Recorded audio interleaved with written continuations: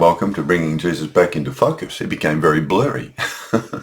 Back in the Roman days, when the Roman soldiers went to war and killed, and they were allowed to be Christians. In the 4th century, the church leaders, the Christian church leaders, who were all pacifists up until then, followers of Jesus, we have to be pacifists. I'm a pacifist Christian. I'm not a Jewish Christian. I'm just a Christian.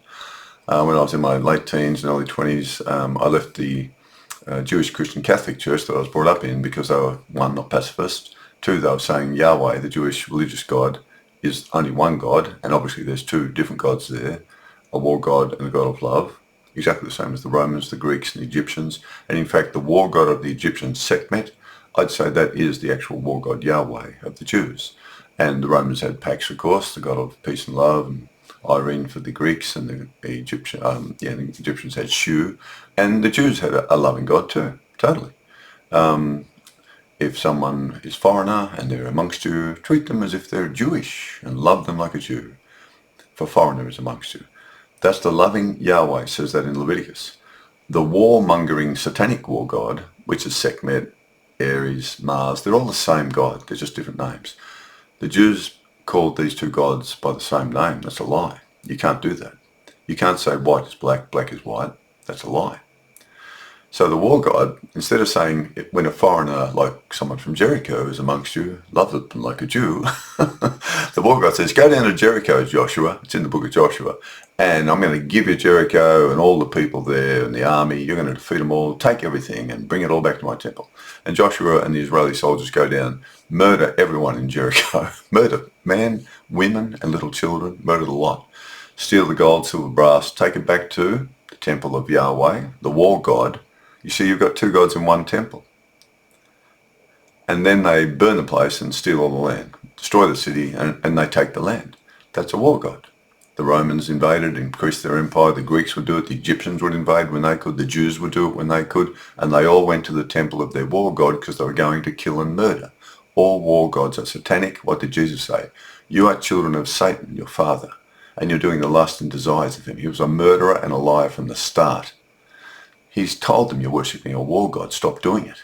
He knew it was a dualistic religion. He tried to get them out into the loving creator, which he then took to its full extent, and he became at one with love, as Buddha did. They both had the clear light mind.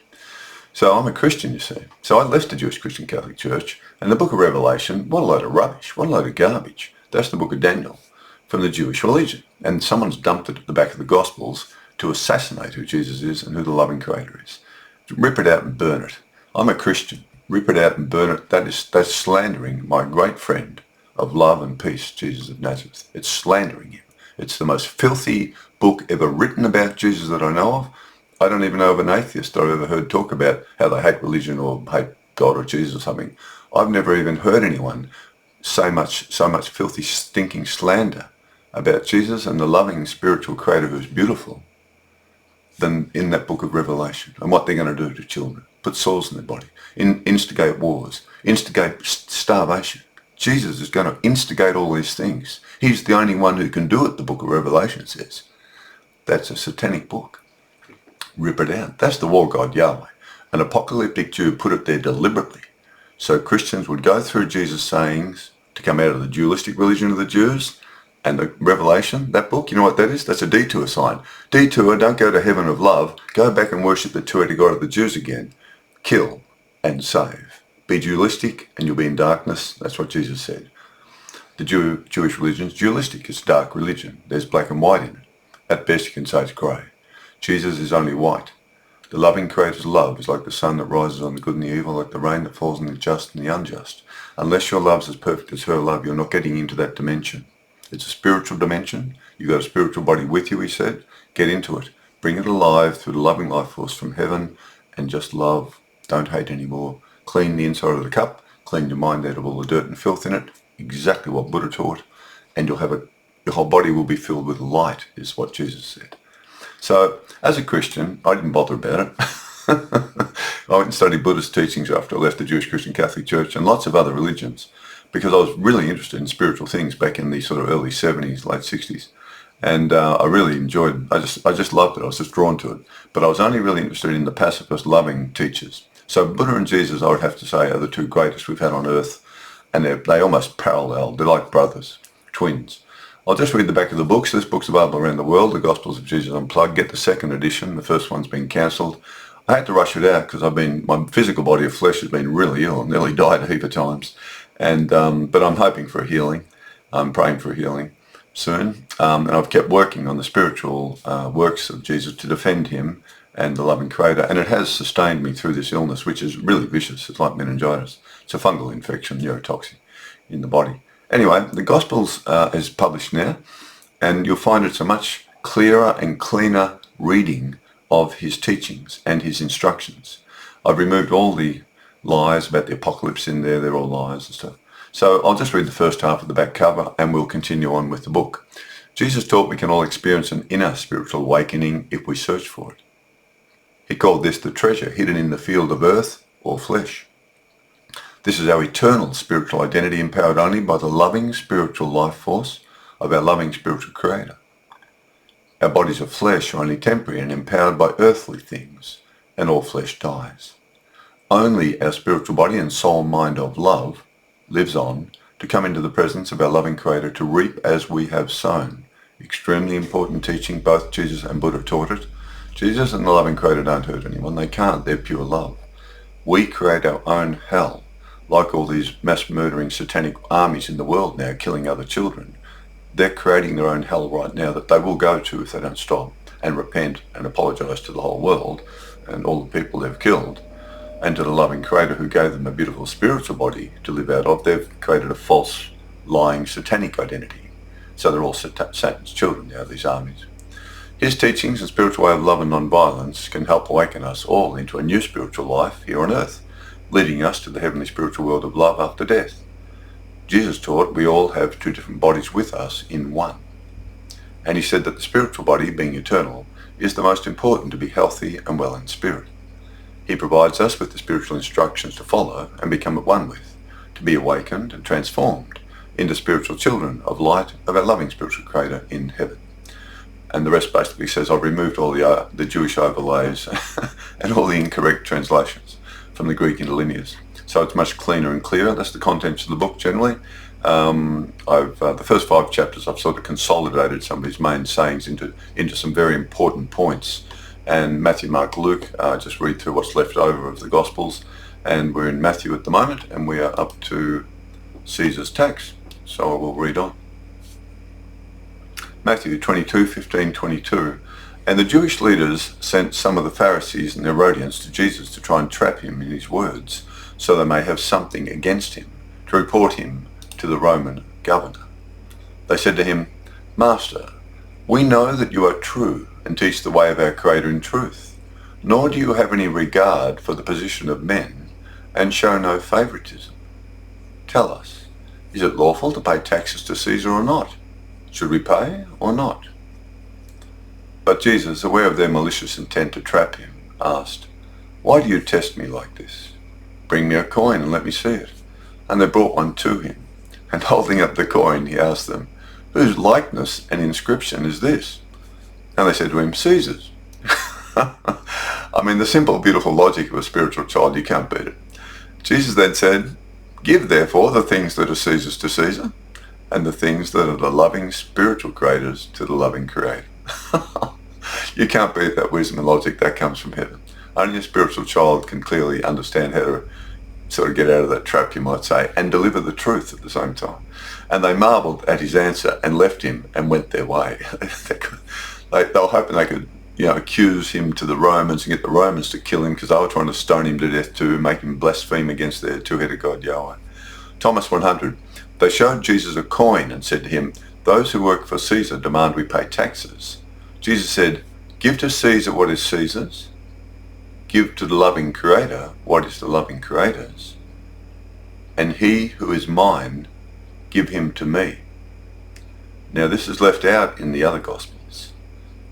And he who is mine, give him to me. Let those who are following me leave them alone. Author. We see the spiritual wisdom again of Jesus as he avoids being brought to punishment by their trap. And as always, he is directing them to realize they have two different lives going on at once.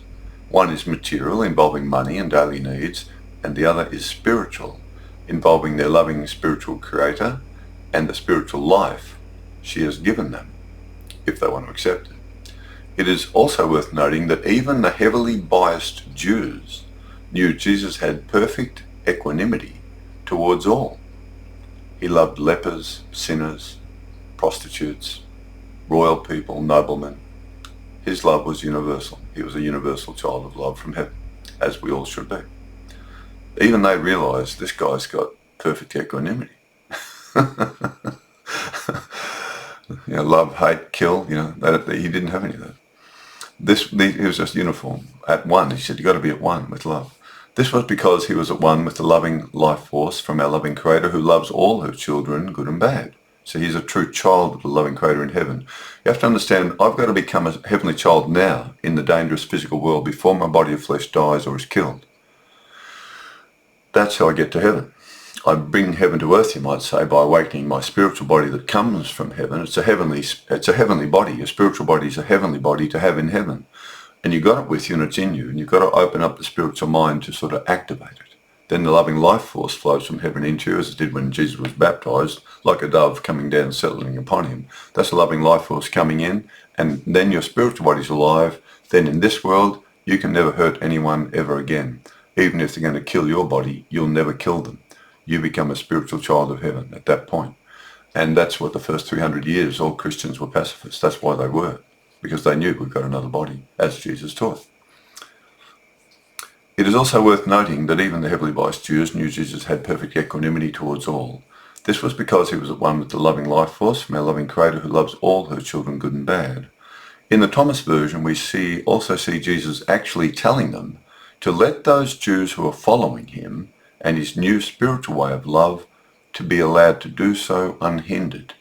It's this missing in the other Gospels. See, Jesus is saying, look, give to Caesar what Caesar's and give to the loving God things, and he who is mine, give him to me. And let those who are following me out of the dualistic Jewish religion to come to the one loving spiritual Creator towards heaven, leave them alone. Let them come to me. You can imagine him saying that, leave my followers alone. We want to kill them. Resurrection, we don't want to be pacifists. We love our war God, Yahweh one. We remember Jericho, right. Resurrection question, Matthew 22, 23, 33. The Sadducees, who say that there is no resurrection, the Sadducees, came to Jesus and asked him this question. Teacher, Moses said, if a man dies leaving his wife but has no children, his brother must marry the wife and raise up children for his brother. Now there were 7 brothers. The first took a wife and died without children. Then the second and third took her and also died, and the same up to the 7 brothers, all without children of her. Last of all, the wife died. In the resurrection, which they don't believe in, whose wife will she be? For they were all her husbands. So they're trying to trick him. Jesus said, you are wrong, for you do not know the scriptures or the spiritual power of our loving Creator. For when they rise from their dead bodies of flesh, they neither marry nor are given in marriage and cannot die anymore, for they have spiritual bodies like the angels. He's saying that when you're going to die, you're going to leave in your spiritual body, so get ready. Fill your mind with love, because that's how your spiritual body comes alive. Get rid of the dualistic mind or clean the inside of the cup out, is what Jesus would say. And you'll be like Buddha and Jesus, and we should all be like them. And as for the dead bodies of flesh being raised, have you not read in the scriptures that our loving spiritual Creator is not a creator of dead bodies of flesh, but of living spiritual bodies? And when the crowd heard him, they were astonished at his teaching. How does he know all this? He's a spiritually awakened child of heaven. That's how he's had the clear light mind experience with no evil in it. And we've all got it in us. But you have to remove the dark things from within yourself to experience it. Then heaven can fill you with the loving life force. Remember, heaven's a pure place. The loving life force is pure. The loving spiritual Creator that Jesus was at one with is pure love. She can't hurt anyone.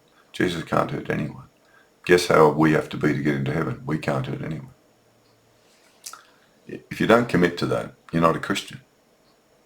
If you want to kill the bad children but protect the innocent, then you're at best a Jewish Christian or just a secular person.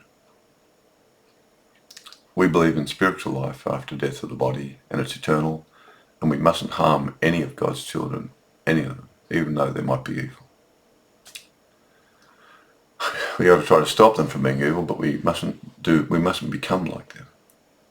Then they've got no way to know what it really means to be a spiritual child on earth. They don't know. If we're not spiritual children of lights from heaven on earth, they'll never know. They'll never meet anyone who is. Instead, we have a spiritual body that rises from our dead body of flesh at the time of death, which is heavenly, like the angels. And it is formed and sustained by the spiritual loving life force given to us to have true life in heaven from our loving spiritual Creator. The Jews had no understanding of this at all and were amazed at such teachings of spiritual truth by Jesus. So when we were resurrected, as Jesus was, you leave in a spiritual body. The only problem is if you've committed murder, like all the satanic warmongers at the moment, murdering children left, right and centre, tens of thousands. They're just murderers and thieves, stealing land and all the rest of it. Their spiritual body now is covered in really enormous filth and evil, stink. So they can't enter heaven. They're blocking themselves. When they die, they'll be in pure darkness. That darkness is the suffering and death they cause to others, and it will be all around them. And each child who's done that in the Jewish army, the Hamas, Russian army, Ukraine army, Iran, it doesn't matter. They're all Satan's children. They'll be alone. They don't realise that. And they will be terrified because it's pitch darkness. They have no physical body anymore, but they're there. And then they start to experience what that little boy experienced when they bombed him and blew his legs off and he died. That little child's fear and agony and torture before death will be transferred into their mind, and they'll suffer that. That's what they don't understand. They don't understand what hell is. Reap as you sow. Matthew 22, 34, 39, first spiritual practice. The karmic aspects, Buddha teaches it slightly differently. They may have to be reborn and suffer the way that child died. But either way, they will have to go through what they caused to the other child one way or another. Unless they repent now, of course. But a lawyer asked Jesus a question to test him. Teacher, what spiritual practice is the most important? Jesus replied, first you must change and understand this correctly, O Israel. Our loving spiritual Creator is only love and one, and is not a dualistic God. Then the first spiritual practice is to love and be thankful to your loving spiritual Creator with all your heart, all your strength, all your spirit and soul, with all your mind, for giving you a spiritual life. The second spiritual practice is similar. You must love your neighbour as yourself. All the good prophets and other spiritual practices depend on these two spiritual practices. And the lawyer said to him, you are correct, teacher, and you have truly revealed that our loving Creator is only one, and there is no other but she. And to love her with all your heart, with all your understanding, with all the strength, and to love one's neighbour as oneself is more than all the burnt offerings and sacrifices. Jesus saw, he understood, and said, you are not far from the heavenly spiritual world of our loving Creator. Instead of murdering innocent animals and offering them up to Yahweh, this guy's saying, oh, that's pretty useless really compared to what you're saying. He's going, that's right. You've got to become spiritual. Author, the first thing Jesus does is to point out to the Jews that our loving spiritual Creator is only one, and is not the two-headed dualistic God, Yahweh, of the Jews. Now, he couldn't speak that openly. It's not recorded in the Gospels because they would have stoned him to death. But he's always implying that as cautiously as he can, as strongly as he can sometimes. He says you're worshipping a satanic war god. I mean, that's pretty full on. He was calling essentially the Yahweh war god, number one Yahweh, Satan, which is true. All war gods are satanic. So he had to always be very careful. Anyway, he had to be very careful about the words he used to convey this new spiritual understanding to them, for if he spoke too openly about the two-headed God Yahweh, they would have stoned him to death for blasphemy. He then gives the main spiritual way of love as being the most important thing of all to follow. Not like the war god Yahweh one of murder, genocide, thieving, revenge and corruption, but more like Yahweh too, of love your neighbour as yourself. Jesus criticizes Pharisees. Sometimes I think, I put the boots into the Jewish Christians sometimes because they're slandering Jesus. So, and then I look at what Jesus said and I think, oh, well, I'm following in your footsteps. Matthew 23, 134. There are a lot of beautiful people in the Jewish Christian churches, don't get me wrong, more beautiful than I'm ever going to be. I've met the most beautiful people I've met are all in Jewish Christian churches, mainly because there are no Christian churches. They're all Jewish and Christian. But that they only follow Jesus. They only see Jesus, and they only see God through Jesus. They don't look at the Jewish religion or the book of Revelation. That's how they get through it. Jesus warned the multitude, "The Pharisees are hypocrites by teaching certain things to you to obey while they do not follow them. For they bind heavy burdens hard to bear and lay them on men's shoulders, while they will not help you lift them with even a finger. Woe to you, Pharisees, you should give for alms to those in need, those spiritual things that are within you. Then everything is clean for you. But woe to you, Pharisees, hypocrites, for you give mint and rue and all types of herbs, but do not give justice, mercy, faith, and the love of our loving Creator. These must be done, along with the other smaller things. Woe to you, Pharisees, for you love the best seats in the synagogues and at feasts, and love to be greeted and saluted in the marketplace. Woe to you, scribes and Pharisees, hypocrites, for you are like graves which are hidden, and those who travel upon them are unaware. They have no spiritual life in them. For you are like whitewashed tombs, which indeed appear beautiful outwardly, but inside are full of dead men's bones and all uncleanliness. You appear outwardly in the flesh to be righteous to men, but your spirit within is full of hypocrisy and iniquity. Woe to you, scribes and Pharisees, hypocrites, for you travel the seas and land to make one convert to Judaism, and when he does convert, you make him even more a son of hell than you are." Again, he's telling them you're worshipping a satanic war god. "You are blind guides who strain out a gnat, yet swallow a camel. You blind guides say, whoever shall swear by the temple, it means nothing, but whoever swears by the gold ornaments of the temple is bound by it. Fools and blind ones, for which is greater, the ornaments of gold or the temple that makes them holy? And you say, whoever swears by the altar, it means nothing, but whoever swears by the gift that is on it, he is obliged to be bound by it. Fools and blind ones, which is greater, the gift or the altar that makes the gift holy? Therefore he who swears by the altar swears by it and all things on it. He who swears by the temple swears by it and the one who dwells in it. And he who swears by the heavenly world swears by the throne of our loving Creator who sits upon it. All the works you do are to impress those watching, such as when you enlarge your script holders, phylacteries, along with the borders of your garments. But he who is greatest among you shall be your servant. And whoever exalts himself shall be humbled, and he who humbles himself shall be exalted. Woe to you, scribes and Pharisees, hypocrites, for you devour widows' houses, pretend to make long prayers. Therefore you will receive a greater condemnation. Woe to you, scribes and Pharisees, you hypocrites, you build the tombs of the prophets and adorn the tombs of the righteous your fathers killed. Then say, if we had lived in the days of our fathers, we would not have partaken in the blood of the good prophets. Therefore you bear witness against yourselves that you are the sons of those who murdered the good prophets. Therefore you continue to complete your father's portion. You snakes, you offspring of poisonous vipers, how can you escape hell's judgment? She sends you good prophets, wise men and scribes. Some of them you kill and crucify, and some you will flog in the synagogue and persecute from city to city. O Jerusalem, Jerusalem, you that killed and stoned the good prophets sent to you, how often the loving spiritual Creator wanted to gather your children as a hen gathers her chicks under her wings, but you were not willing. So your house is left desolate, empty and alone, apart from the loving spiritual Creator. And I tell you, you will not understand me or the loving Creator until you say, blessed is he who comes in the name of the loving spiritual Creator. Then one of the lawyers said to him, Teacher, by saying these things you also insult us. I reckon. And Jesus answered, Woe to you, scribes and Pharisees, for you clean the outside of the cup and dish, but inside they are full of extortion and self-indulgence. Blind ones, first clean the inside of the cup and dish, that the outside may be clean also. Clean your mind out. The exact same teaching as Buddha.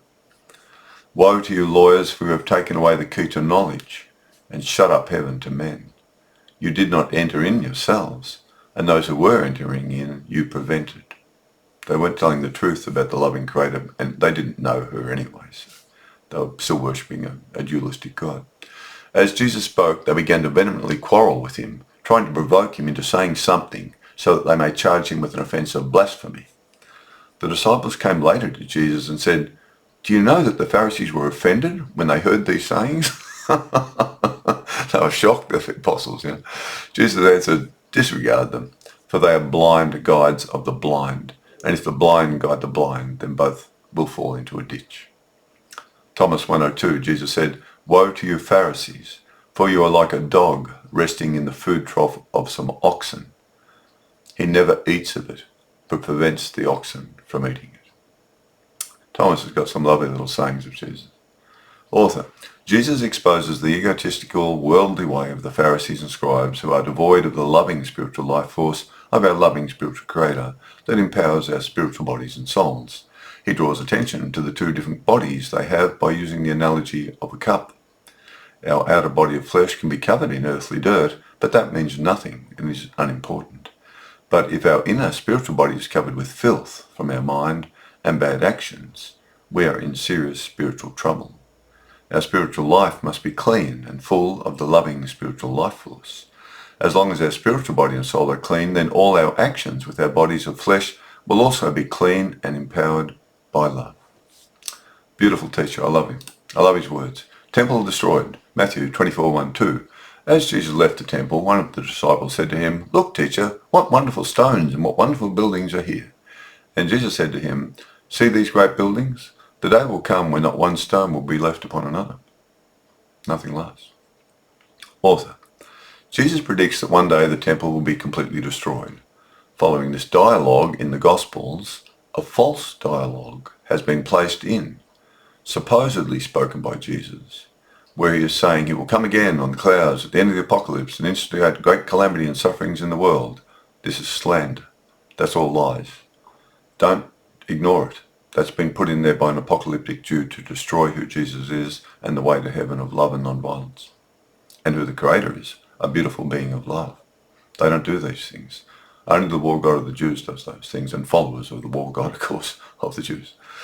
This is all from the Jewish book of Daniel that Matthew in particular wants people to believe is talking about Jesus and slanders Jesus and our loving Creator as it links them to the filthy, slanderous book, Revelation.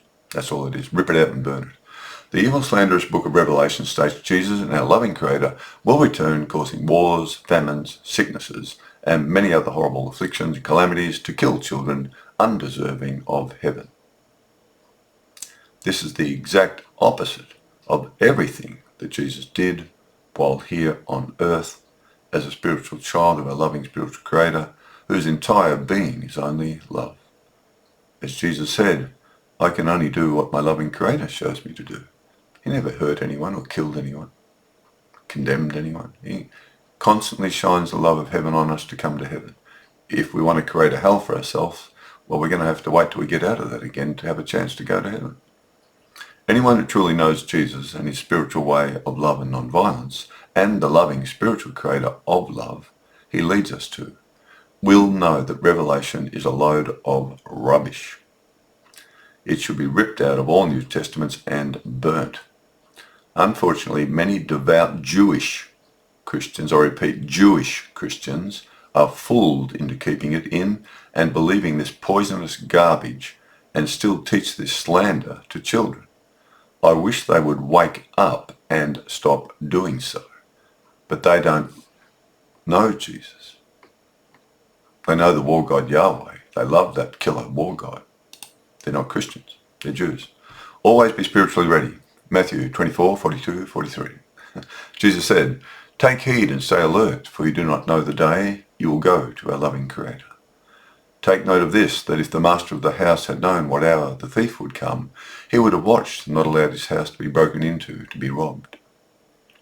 It is like a man going to a far country who left his house and gave authority to his servants, and to each one his particular work, and ordered the gatekeeper to stay alert. Always be awake and aware, for you do not know when you will be called into the presence of the master of your house. In the evening, at midnight, at the crowing of the rooster, or in the morning, so do not fall asleep. For not even the angels in heaven know the hour, but only your loving Creator knows the hour and day. Faithful is the wise servant who does the work allotted to him, so that when he comes into the presence of his master, he will be welcomed. But if a servant is forgetful about being called to be in the presence of his master at any moment, and becomes evil, abusing others, and eating and drinking with drunkards, he will fail in his duty, and therefore, when coming into the presence of his master, cannot be welcomed. and he will be set apart with the hypocrites, and there will be wailing and crying. Jesus is saying some really beautiful things, and there's quite a bit of tofu on the fork there, or meat on the fork. We always have to be alert that we could die any minute. Therefore, we always have to be living out of our spiritual identity, ready to go to our Master, our loving spiritual Creator who's given us a spiritual body. In the heavenly spiritual world, that's where you go to. But she's only pure love. When you come into the presence of pure love, you don't want to be covered in, stinking manure, that you've murdered children because she's so beautiful, or God is so beautiful. You stink and you can't come near her. You have to go into the river of reaping what you sow, where you'll be cleansed. And that's where you suffer all the things you cause to others. Author, Jesus warns us, we do not know the day we will pass through our death experience and come into the presence of our loving Creator or Jesus in heaven. So we must all remain ready by living out of the spiritual way of love and non-violence that he taught us to follow, and not allow sin to break into our life that robs us of our spiritual life force. That was the first part where he says, Master of the house had known what hour the thief would come. He would have watched and not allowed his house to be broken into, to be robbed. We've always got to be on guard against sin, temptation. I mean, I do. We all do. Someone might offer you to do this, or someone might do something that's a bit dishonest. Even in shops, classic example. I'll buy some food or coffee and some cakes or something, and I'll give someone, $20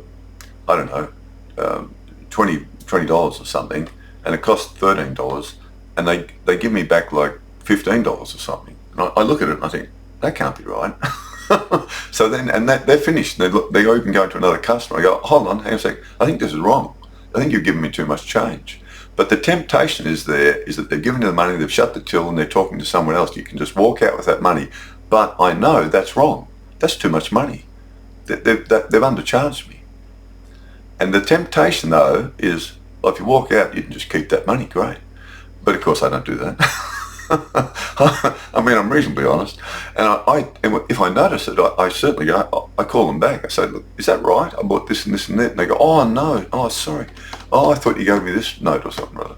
And that's happened a few times. And I'm always so glad I'm a follower of Jesus, because that's what you do. It's not about the money, this life. It's about getting to heaven in your spiritual body that's full of love and honesty and truth.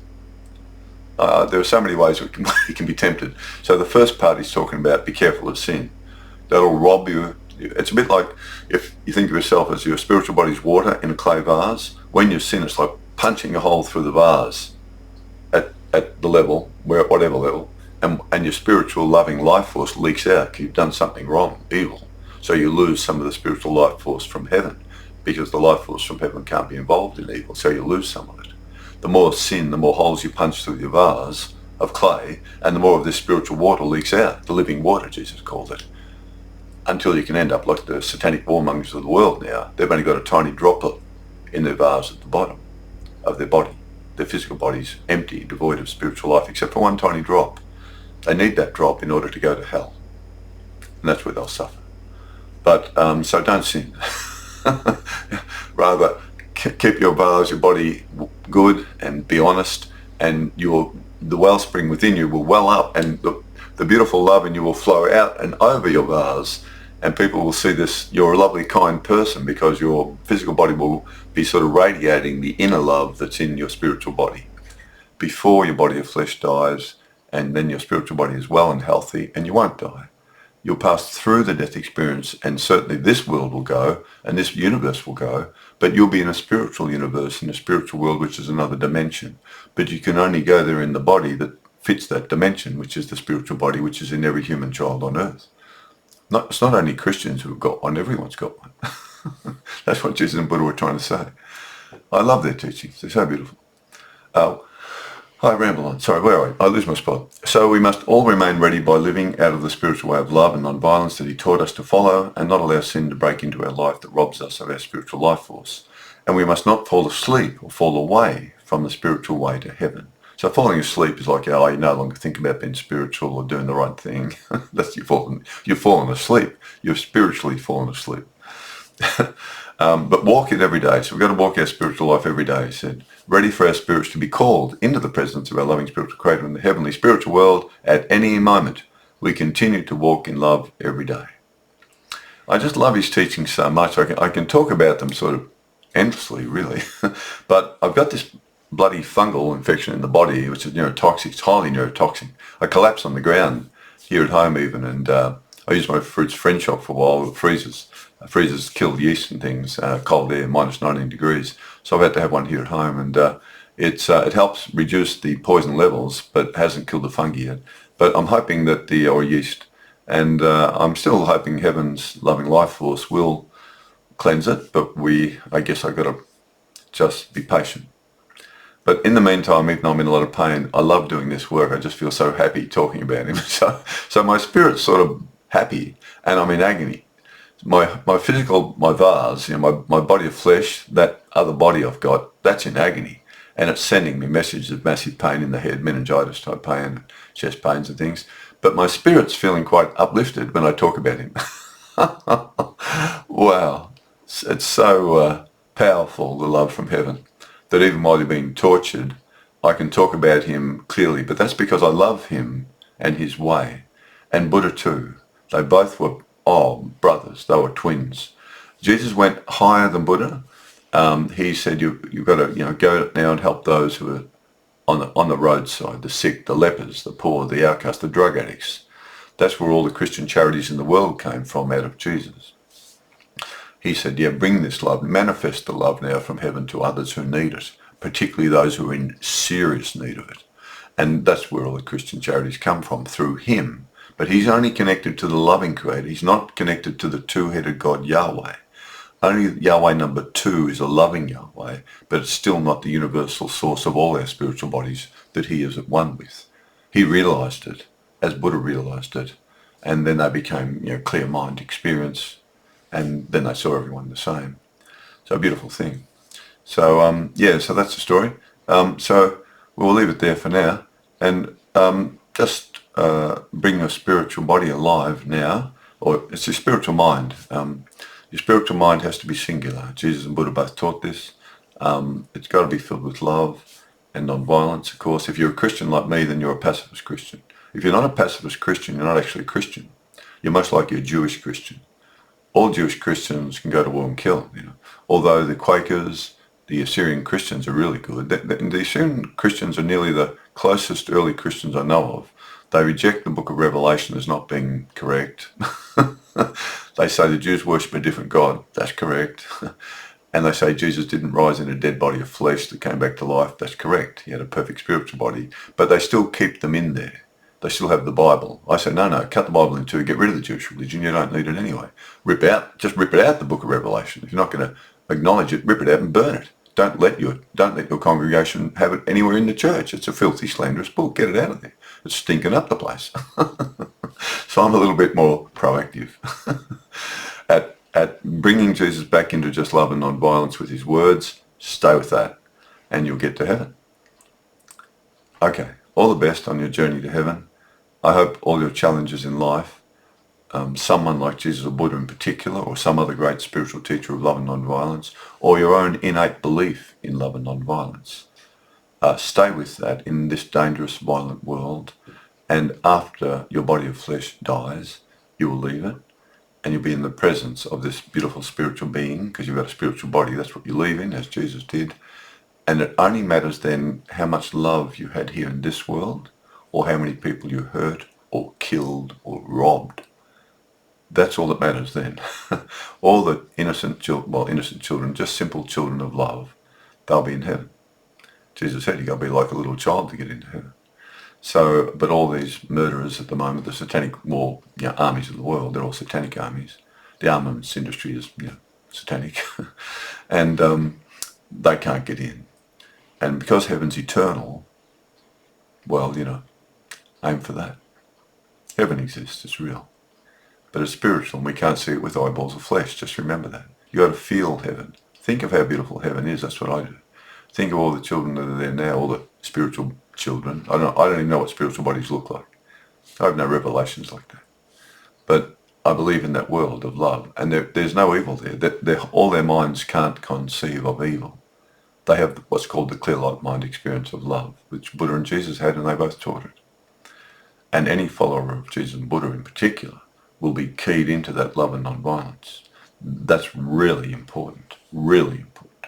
That's why I'm a Christian who belongs to the very earliest church that Jesus founded, community. I'm a follower of his very early followings.